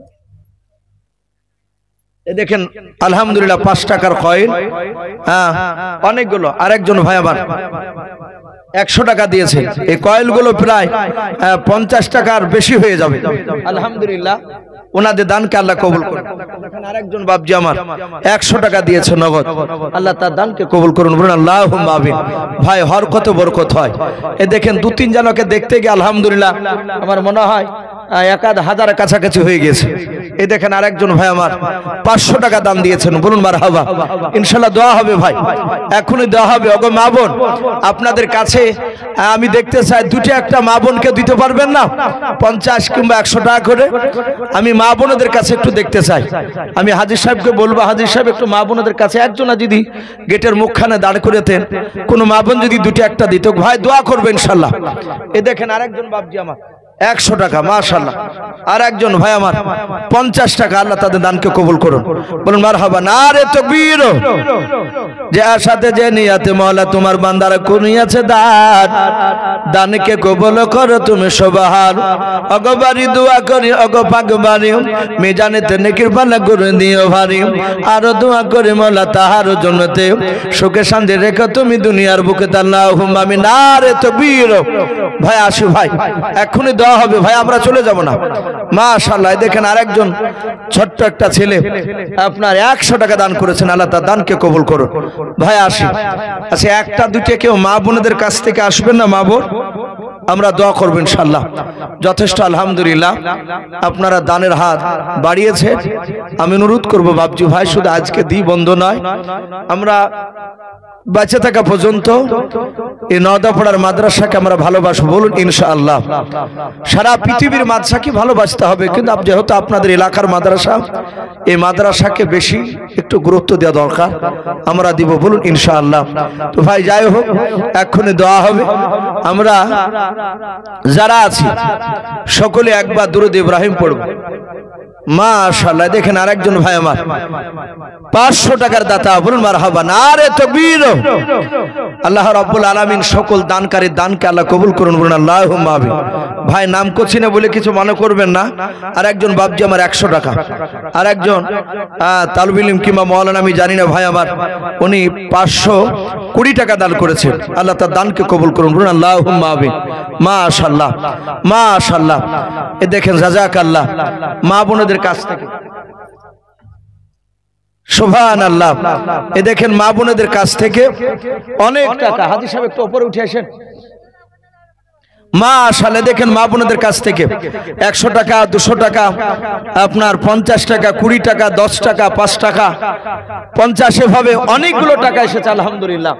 আল্লাহ সকল মা বোনের দানকে আল্লাহ কবুল করুন, বলুন আল্লাহুম্মা আমিন। বলেন নারে তাকবীর। আল্লাহ সকলের মা বোনের দানকে আল্লাহ কবুল করুন, বলুন মারহাবা। মাশাআল্লাহ। ভাই সারা পৃথিবীর বেঈমানরা অবাক হয়ে যায় যে মুসলমানরা এত দান করতে পারে।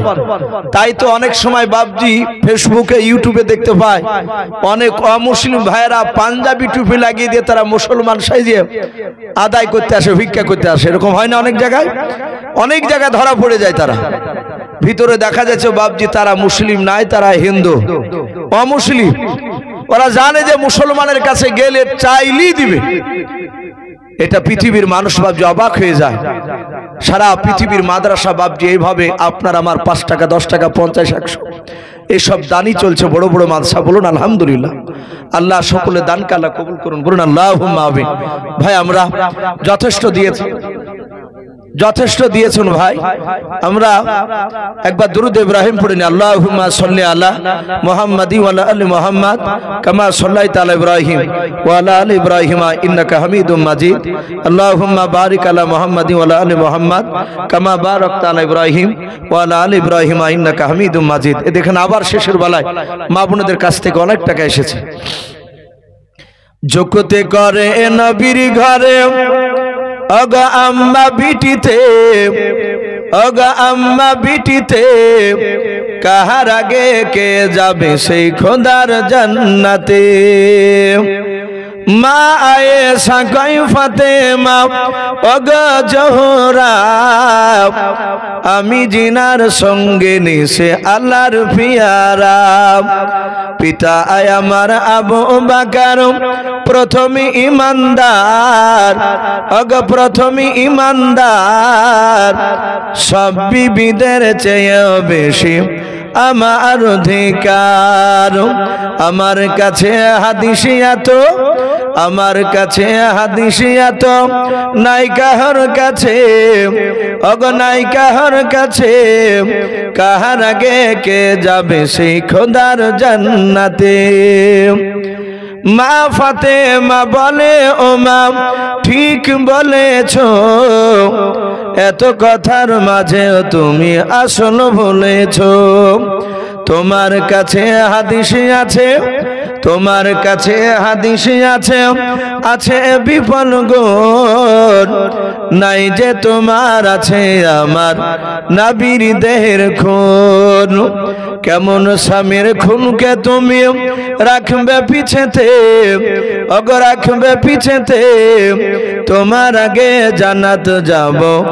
আব্বাজান নবী বলেন যে জগতে করে নবীর ঘরে, অগা আম্মা বিটিতে, অগা আম্মা বিটিতে, কাহার আগে কে যাবে সেই খোদার জান্নাতে। ভাই আমরা উঠবো না ইনশাআল্লাহ, আমরা শেষের বেলা একবার তওবা করিনি, আস্তাগফিরুল্লাহ রাব্বি মিন কুল্লি যামবি ওয়া আতুবু ইলাইহি লা হাওলা ওয়ালা কুওয়াতা ইল্লা বিল্লাহি আলিয়্যিল আযীম। না ভাই বললাম ভাই আর হবে না, যাক মাশাআল্লাহ। এই দেখেন আরেকজন ভাই আমার, উনি 30 টাকা দান করেছেন, আল্লাহ তার দানকে আল্লাহ কবুল করুন, বলুন আল্লাহুম্মা আমিন। ভাই তো যাই হোক, আর 2-4টা খলি বলি ইনশাআল্লাহ দোয়া হয়ে যাবে এখনো। ভাই আজ নবী গো আমার গড়ায়া সংসার, হিজরত করিলেন সোনার মদিনায়। আজ নবী গো আমার গড়ায়া সংসার, শুয়ে আছেন সোনার মদিনায়। আর আব্দুল্লাহর পৃষ্ঠ হতে ওই মা আমিনার সেকেমেতে, ওই জন্ম নিলেন নবী মক্কাতে।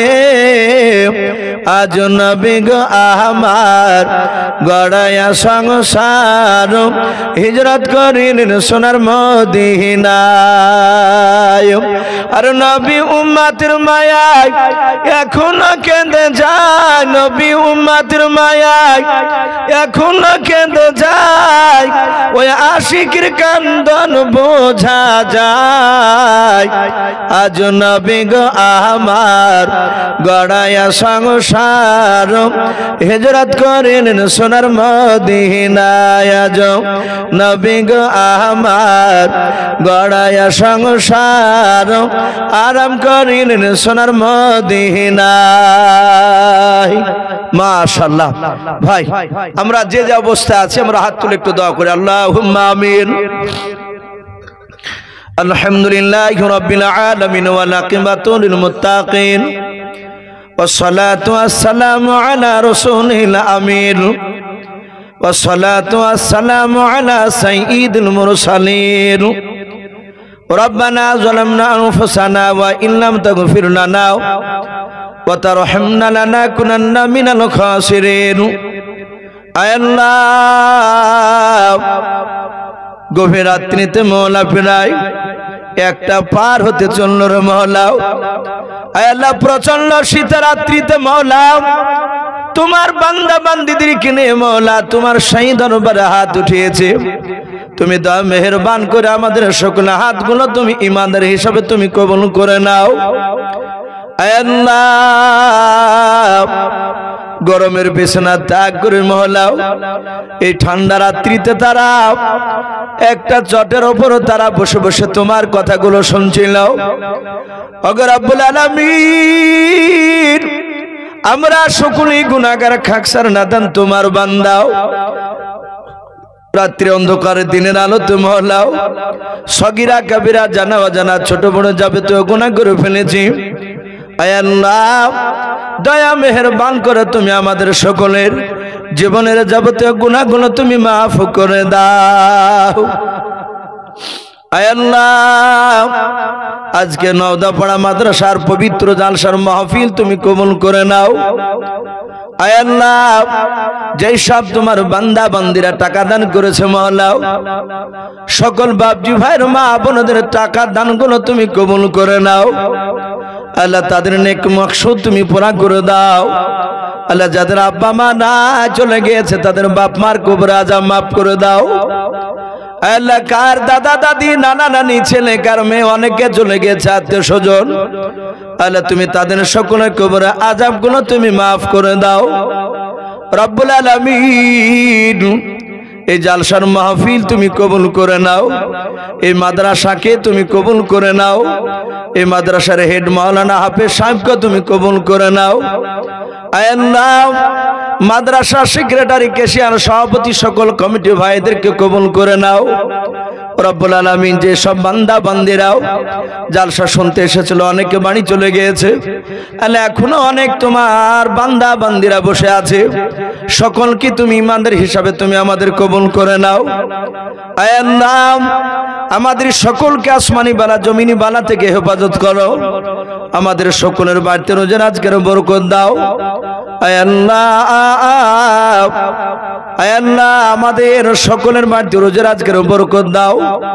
সারা পৃথিবীর মুসলমানকে তুমি হেফাজত করো, খাস করে ভারতবর্ষের মুসলমানদেরকে হেফাজত করো।